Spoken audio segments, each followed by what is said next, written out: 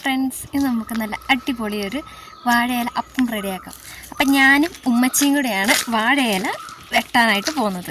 അങ്ങനെ വാഴയില പറിക്കാനായിട്ട് ഞങ്ങൾ വാഴയുടെ ചോട്ടിലേക്ക് പോയി. അതിനാണെങ്കിൽ നല്ല ഹൈറ്റും നമുക്ക് നല്ല ഹൈറ്റ് കൂടുതലുള്ള ആൾക്കാരായതുകൊണ്ട് തോട്ടിയുടെയൊക്കെ സഹായത്തോടു കൂടി ഒരു തരത്തിൽ ഞങ്ങൾ ആ വാഴയില വെട്ടി അങ്ങ് എടുത്തു. കണ്ടോ? വെട്ടി നമുക്ക് ഈ വാഴയിലയായിട്ട് ഒരു വീട്ടിൽ കയറിക്കാം. വീട്ടിൽ ചെന്നിട്ട് നമുക്ക് ബാക്കി കലാപരിപാടികൾ ആരംഭിക്കാം കേട്ടോ.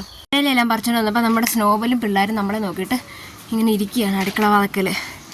നമ്മളിങ്ങനെ എവിടെ പോയാലും അവർ നമ്മളിങ്ങനെ നോക്കി നിൽക്കും. അപ്പോൾ ഞാനും ഉമ്മച്ചി വന്നു.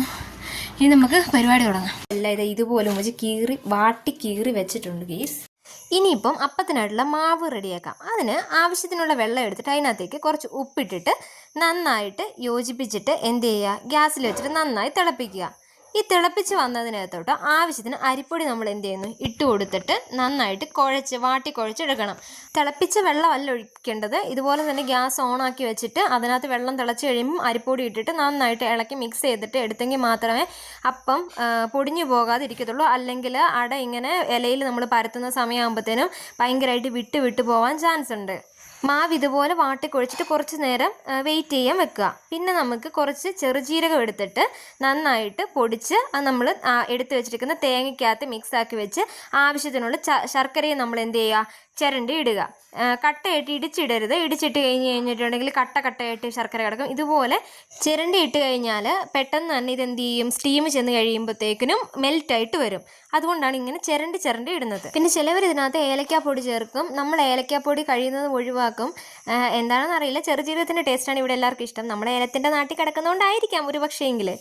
അപ്പോൾ ഇനി നമ്മൾ എന്ത് ചെയ്യുക, നമ്മൾ മുറിച്ച് വെച്ചിരിക്കുന്ന നമ്മുടെ ഇലക്കകത്തേക്ക് ചെറിയ ഉരുളകളാക്കിയിട്ട് നമ്മുടെ ഈ മാവ് എന്ത് ചെയ്യുക, കനം കുറച്ചിട്ട് പരത്തിയെടുക്കലാണ് നമ്മൾ നെക്സ്റ്റ് ആയിട്ട് ചെയ്യേണ്ടത്. ഇതുപോലെ ചെറുതായിട്ട് കൈ ഇങ്ങനെ നനച്ചിട്ട് കൈ ഇങ്ങനെ വെള്ളത്തിൽ മുക്കിയിട്ട് പരത്തി കനം കുറച്ച് പരത്തണം. ഇതിനകത്തേക്ക് കനം കുറച്ച് നന്നായിട്ട് പരത്തിയിട്ടാണ് നമ്മൾ എന്ത് ചെയ്യുക, ഈ മിക്സ് എടുത്ത് വെക്കുന്നത്. അതായത് തേങ്ങയും ചെറുജീരകവും അതുപോലെ തന്നെ ശർക്കരയും കൂടെ കുഴച്ച് വെച്ചിരിക്കുന്ന ആ മിക്സ് നമ്മൾ എന്ത് ചെയ്യും, ഇതിൻ്റെ മേലേക്ക് ഇങ്ങനെ തടവി കൊടുക്കും. ഇത് വിശദീകരിച്ച് പറയേണ്ട കാര്യമില്ലെന്ന് എനിക്കറിയാം. എല്ലാവർക്കും തന്നെ അറിയാവുന്ന ഒരു പലഹാരമാണിത്. പണ്ട് നമ്മുടെ വീടുകളിൽ മിക്കപ്പോഴും ഉണ്ടായിക്കൊണ്ടിരുന്ന പലഹാരമായിരുന്നു വാഴയിലട. പക്ഷേ ഇന്നത്തെ കാലത്തെ കുട്ടികൾക്ക് ഇതിനെപ്പറ്റിയിട്ട് അറിയത്തില്ലല്ലോ. ഞാൻ അതുകൊണ്ട് പറയുന്നത് മാത്രമാണ് കേട്ടോ. ഇതിപ്പോൾ നമ്മൾ ഇന്ന് നോമ്പ് തുറക്കാനായിട്ട് ഉണ്ടാക്കിയതാണ്. ഞങ്ങളുടെ ഇവിടുത്തെ വാപ്പയ്ക്ക് ഭയങ്കര ഇഷ്ടമുള്ള സാധനമാണിത്. അതുകൊണ്ടാണ് ഇന്ന് ഞങ്ങൾ ഇത് തന്നെ ഉണ്ടാക്കാമെന്ന് വെച്ചത്. നോമ്പൊക്കെ തുറന്ന് കഴിയുമ്പോഴത്തേക്കിനും ഇതൊക്കെ കഴിച്ചോളും എന്ന് കരുതിയിട്ടാണ് ഞങ്ങൾ ഇന്ന് ഇത് ഉണ്ടാക്കുന്നത്. അങ്ങനെയൊക്കെയാണ്. ഇതുപോലെ എന്നിട്ട് ഇത് മടക്കി ഇനി നമ്മൾ സ്റ്റീം ചെയ്തിട്ട് എടുത്താൽ മതി. അതിനായിട്ട് നമ്മൾ എന്ത് ചെയ്യുക, ഒരു ഇഡ്ഡലിത്തട്ടിനകത്തേക്ക് വെള്ളം നിറച്ചിട്ട് ഇതുപോലെ ഗ്യാസിൽ വെച്ചിട്ട് ഇഡ്ഡലിത്തട്ടിൽ ആവി കയറ്റിട്ട് എടുത്ത് കഴിയുമ്പോൾ ഇതുപോലത്തെ നല്ല അടിപൊളി ആയിട്ടുള്ള നമ്മുടെ വാഴയില അപ്പം കിട്ടും. എല്ലാവരും ഒന്ന് ട്രൈ ചെയ്തിട്ട് എനിക്ക് കമൻറ്റ് ഇടണം കേട്ടോ.